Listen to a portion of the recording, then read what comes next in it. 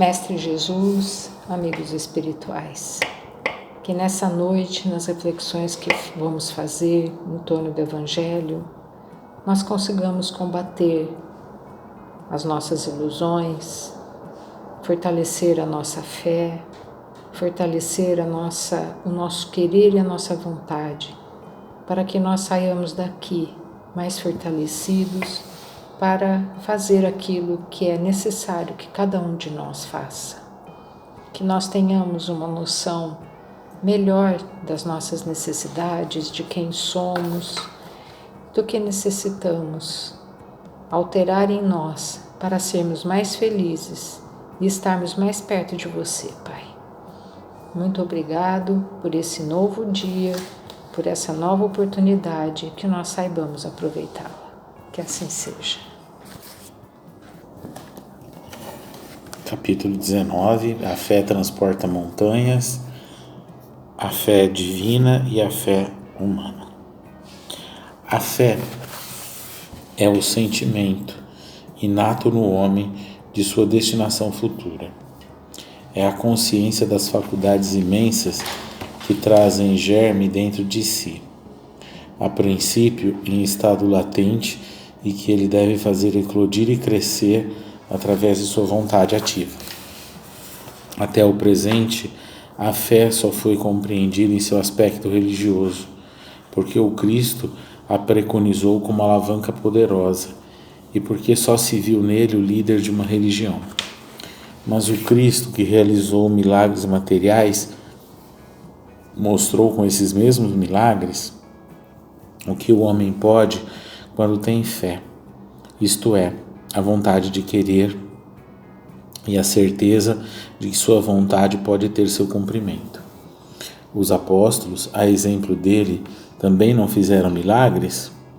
Ora, o que seriam esses milagres senão efeitos naturais, cuja causa era desconhecida dos homens de então, mas que hoje se explica em grande parte e que se compreenderá completamente pelo estudo do Espiritismo e do Magnetismo? A fé é humana ou divina, conforme o homem aplique suas faculdades às necessidades terrenas ou às aspirações celestes e futuras. O homem de gênio que persegue a realização de algum grande empreendimento realiza-o se tem fé, porque sente que pode e deve conseguir, e essa certeza dá a ele uma força imensa. O homem de bem que, acreditando em seu futuro celeste, quer encher sua vida de nobres e belas ações, busca na fé, na certeza da felicidade que o espera, a força necessária, e com isso também realiza milagres de caridade, de devotamento e de abnegação. Enfim, com fé não há más tendências que não possam ser vencidas. O magnetismo é uma das maiores provas do poder da fé em ação. É através da fé que ele cura e produz esses estranhos fenômenos que, no passado, eram qualificados como milagres. Eu o repito, a fé é humana e divina. Se todos os encarnados realmente estivessem persuadidos da força que têm em si, e se quisessem colocar sua vontade a serviço dessa força, seriam capazes de realizar o que até o momento chamou-se de prodígios, e que é simplesmente um desenvolvimento de faculdades humanas. Um espírito protetor, Paris, 1863. Então hoje a gente está caminhando para encerrar nossas conversas e reflexões sobre a fé, e em dois pontos especificamente que eu acho interessante iniciar o trabalho de hoje, né, as reflexões de hoje, que me chamaram a atenção durante a leitura, e eu acredito que são pontos importantes, né, para a gente trabalhar. O primeiro é que logo no primeiro parágrafo ele fala da fé ela estar em nós, no estado latente, e que nós devemos fazer eclodir e crescer. É interessante quando a gente olha sobre essa forma que o Espírito está trazendo aqui para nós, porque nós temos muitas vezes a ansiedade, né, a mania de achar que por a gente se debruçar um pouco sobre um ponto, esse ponto ele já tem que formar toda uma circunferência. E né, um círculo é composto por muitos pontos, não é um ponto só. E quando a gente vê aqui o que ele está falando, é interessante a gente pensar sobre esse desenvolvimento da fé, aonde a gente tem ela como uma semente, mas uma semente ela precisa de condições para se desenvolver, ela precisa ir para a terra para se desenvolver. E quando ele fala aqui, né, eclodir e crescer, eu fico pensando que muitas vezes a gente deseja obter o estado de uma criatura que tem fé, mas a gente não entende que é um processo e a gente sequer pensa que isso precisa ser trabalhado e cuidado. A gente, no final do ano, a gente recebeu um presente aqui, foram 2 pezinhos de couve que a gente recebeu para poder plantar. E estavam pequenininhos, mirradinhos, né? E quando eu plantei eles lá em dezembro, né? Aí eu fiquei cuidando, molhando nos primeiros dias, né? Porque só tava eu, a Regina não tava. Depois ela chegou e começou a cuidar mais também. Mas a gente olha hoje para eles e vê a robustez que eles estão. E eu fico pensando e olhando, né, para esse comparativo e ver que realmente se você não cuida, porque no caso o pé, né, que a gente plantou o pé com a muda, né, uma muda, ela já estava, né, já tinha eclodido, ela já estava no processo de crescimento, mas se não cuidar depois de você lançar ela à terra, ela corre o risco de não vingar, né? Então você tem que ter o cuidado, tem que tirar, né, as pragas, né, os matos que vão crescendo no entorno, tem que aguar, tem que fazer alguma coisa para que ela se desenvolva. E esses dias olhando para esse pé de couve em específico, né, para esses 2, porque os 2 se desenvolveram, eu estava olhando aqui pela janela e estava vendo a robustez que eles estão. E a gente já começou inclusive a consumir dessa planta e a gente vê, né, que é um gosto diferenciado, a gente vê várias coisas, mas é muito interessante porque você consumir algo que você ajudou a, né, entre aspas, a construir, né, bem entre aspas, a construir, mas que chega ao ponto onde você pode colher os benefícios daquele processo de construção. A fé é um processo também de construção, porque se não fosse assim, primeiro não estaria escrito aqui que a gente deve fazer eclodir e crescer. E quando você faz algo, né, eclodir, crescer, e você depois tem a oportunidade de desfrutar disso, você vê num exemplo tão material, tão simples, que é algo que pode nos nutrir fisicamente, né, materialmente falando.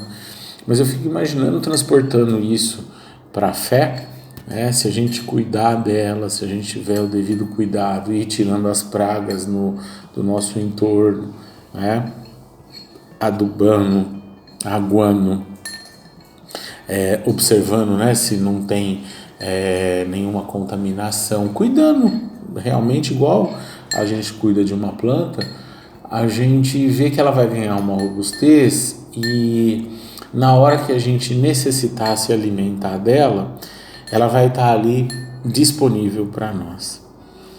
Então a gente vê nos comparativos e vê nas coisas divinas as associações importantes para a gente entender que a gente trabalha na matéria aquilo que a gente também trabalha no espírito. E se a gente não sabe, muitas vezes, fazer o básico na matéria, como que a gente vai fazer no espírito? Então, é um grande aprendizado quando a gente aprende a ter essas observações, mas principalmente entender que tudo na criação tem os seus métodos, tem as suas leis, tem a forma de serem conduzidas, e todas as ações elas trazem resultado para nós. E o resultado vai ser bom ou não de acordo com a forma como eu estou lidando com aquilo que para mim é o momento de desenvolvimento daquilo. Então isso funciona com um simples pé de couve, uma planta, como funciona nas nossas relações com outras criaturas, como funciona com o desenvolvimento dos nossos valores.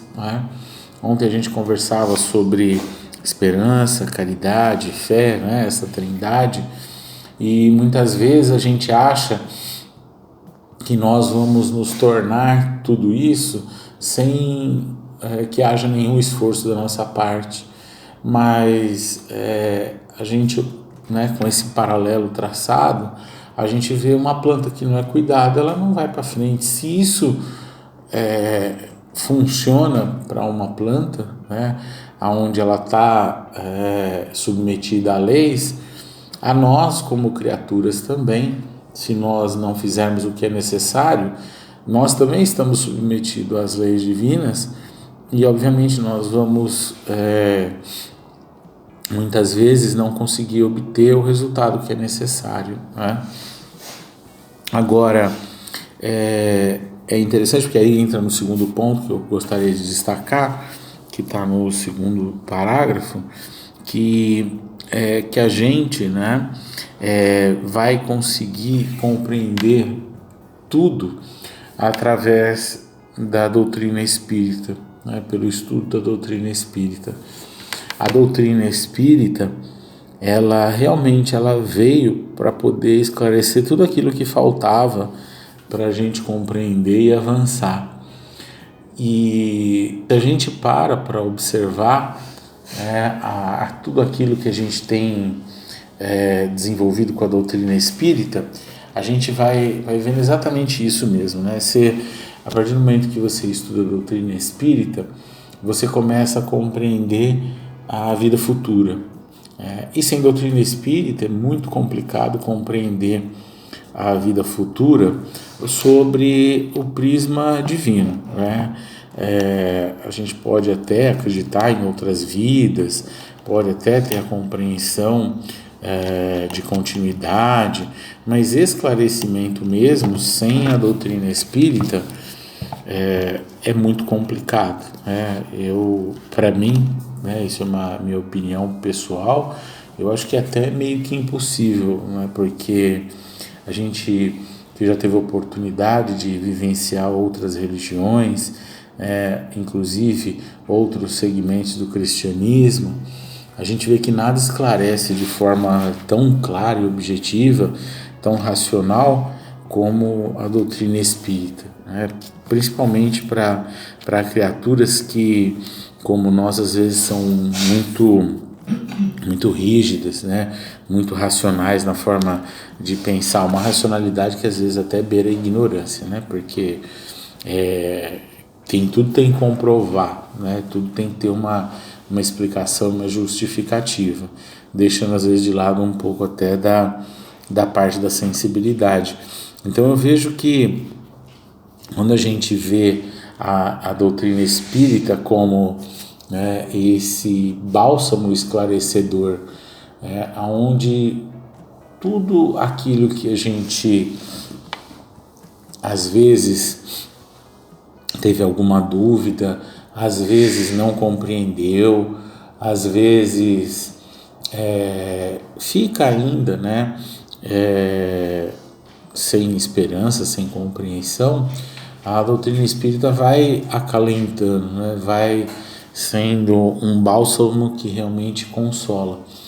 Mas, obviamente, né, como a gente agora há pouco falou da planta, né, se a gente não cuidar do nosso entendimento da doutrina espírita, a gente vai estar fazendo como, né, o mau jardineiro que não cuida corretamente das plantas, né? Se a gente adapta a doutrina espírita aos nossos interesses e não compreende ela como ela deve ser compreendida, a gente está condenando a nós mesmos, porque ela é realmente um ponto ímpar na nossa existência, aonde na nossa existência como espírito chegou o grande momento da gente conhecer coisas que de outra forma a gente não conheceria.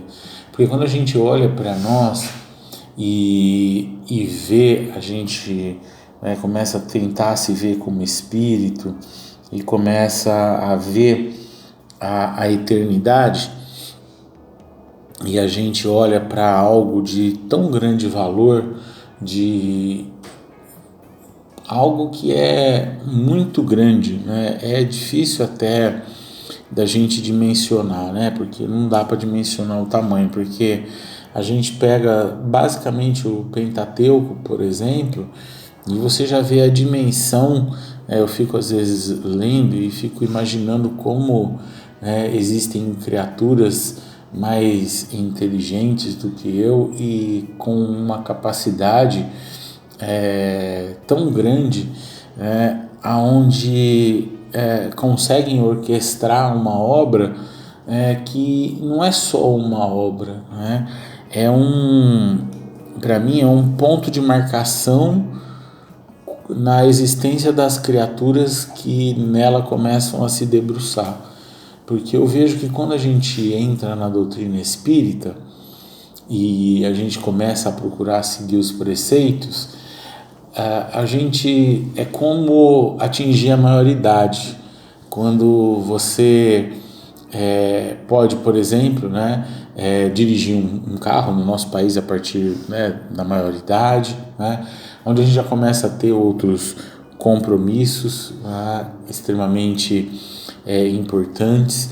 É como você pontuar algo e a partir dali tudo é ressignificado. Para mim a doutrina espírita é isso, mas obviamente a nível de espírito, onde ela vem e a partir do meu esforço, da minha compreensão, do estudo e da busca da vivência, eu consigo enxergar coisas que antes dela eu não conseguia enxergar e muitas vezes tinha a ansiedade de compreender.